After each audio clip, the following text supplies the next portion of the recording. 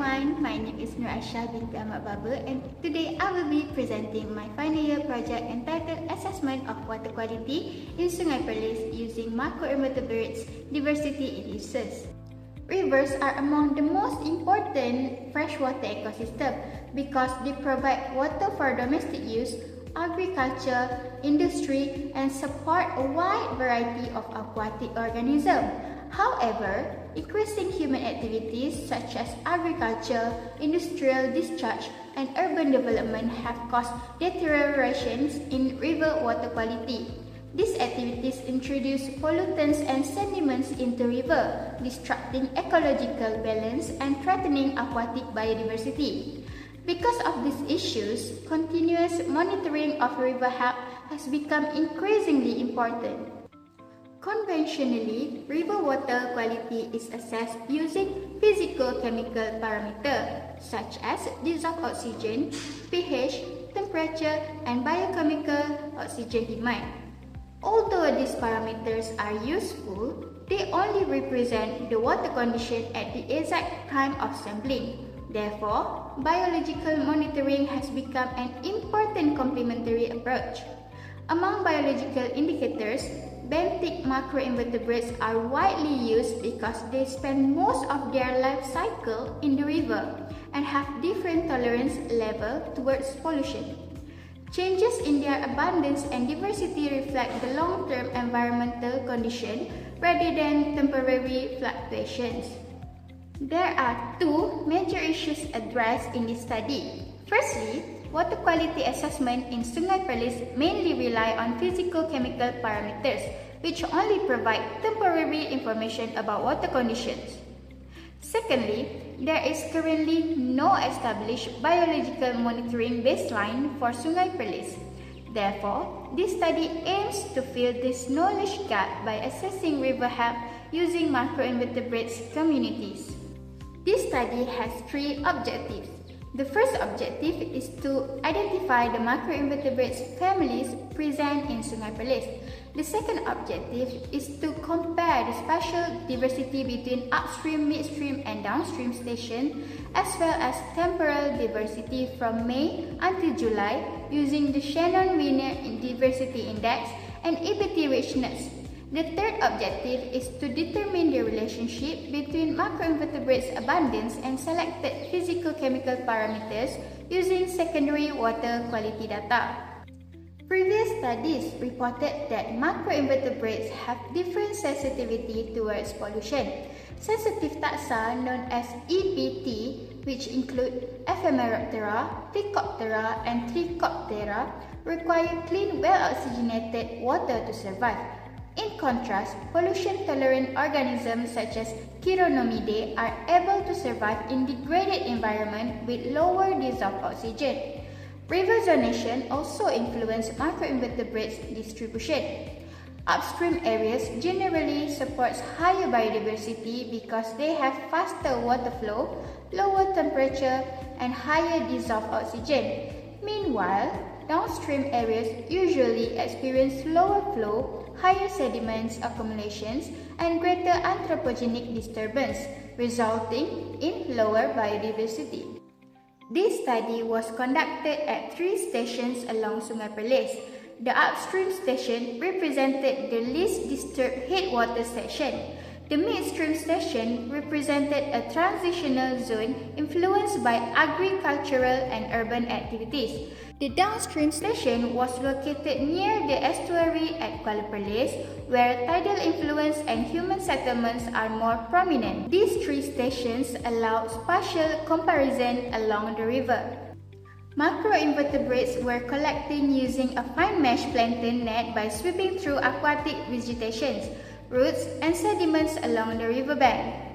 3 replicate samples were collected at each station from May until July. The collected specimens were sorted and preserved in 70% ethanol before identification under an Olympus stereo microscope. Identification was carried out up to the family level based on morphological characteristics. The Shannon-Wiener Index was used to measure diversity. EBT richness represented sensitive taxa, and Spearman rank correlation was used to analyze the relationship between macroinvertebrate abundance and secondary physical-chemical data. Now, I will discuss the result. The upstream station recorded 285 individuals from 9 macroinvertebrates families. The dominant family was Palamonidae, contributing 210 individuals, followed by Nononectidae with 51 individuals. The Shannon-Winier Diversity Index was 0.844. Although the abundance was relatively high, the diversity index remained low because one family, which is Palamonidae, dominated almost 3/4 of the community. The Shannon-Winier Index measures both species richness and evenness. Therefore, when one taxon dominates the population, the diversity value decreases despite having many individuals. This indicates that high abundance does not necessarily represent high biodiversity. Interestingly, no EPT taxa were recorded at the upstream station. Normally, upstream river provide suitable habitats for sensitive taxa because of the higher dissolved oxygens and faster water flow. The midstream station recorded the highest abundance with 458 individuals. 9 macroinvertebrates families were identified. The dominant family were Palamonidae and Hypogastruridae. This station also recorded the highest Shannon-Winier Diversity Index. However, the absence of EPT may indicate habitat degradations, seasonal influence, or unsuitable sampling habitats along the riverbank. Compared with the upstream station, the higher diversity value suggests that individuals were distributed more evenly among the different families. The higher diversity may also be explained by the transitional characteristics of the midstream habitats. The presence of aquatic vegetation, accumulated organic matter, and moderate water flow provide suitable food resources and shelter for different macroinvertebrate groups. This finding agrees with previous studies that reported transitional river sections often support more diverse macroinvertebrates communities. Nevertheless, no EPT taxa were recorded. This suggests that although diversity increased, environmental conditions were still insufficient to support pollution-sensitive organisms. The downstream station recorded the lowest abundance with only 15 individuals belonging to 2 families, namely Palamonidae and Coryxidae. The Shannon-Winier Diversity Index was 0.673, the lowest among all stations. This result was expected because the downstream station is located near the estuary. Tidal influence, sediment depositions, higher salinity fluctuations, and surrounding human activities may have reduced habitat suitability for many freshwater macroinvertebrates. As environmental conditions become more stressful, only tolerant families are able to survive. Therefore, biodiversity decreases considerably. The final analysis examined the relationship between macroinvertebrates abundance and secondary physical-chemical parameters obtained from Che Ali et al. From the year 2020. Most correlations show moderate positive relationships, while several parameters showed perfect positive or negative correlations. However, the p-values were generally not statistically significant. Dissolved oxygens represent the amount of free oxygen available in water for aquatic life. The parameter showed a moderate positive correlations with macroinvertebrates abundance. This indicates that as dissolved oxygen level increase, macroinvertebrates abundance tend to increase because organisms rely on oxygen for respiration. Biological oxygen demand measures the oxygen consumed by macroorganisms while decomposing organic matter. Biological oxygen demand exhibits a strong positive correlation with macroinvertebrates abundance. This occurs because the aquatic habitat is dominated by pollution-tolerant taxa that utilize abundant organic waste as a food source. However, extremely high biological oxygen demand can severely deplete oxygen levels over time, eventually threatening aquatic biodiversity. Chemical oxygen demand measures the total oxygen needed to chemically oxidize both organic and inorganic pollutants. Chemical oxygen demand demonstrated a moderate positive correlation with macroinvertebrates abundance. This suggests that the present microinvertebrates have a moderate capacity to tolerate chemical waste and organic loading in the stream. Total suspended solids measures the concentration of insoluble particles like slip and organic debris floating in the water. Total suspended solids showed a moderate positive correlation with macroinvertebrates abundant. This indicates that the dominant species are moderately adapted to turbid conditions and can use suspended debris for shelters or feeding.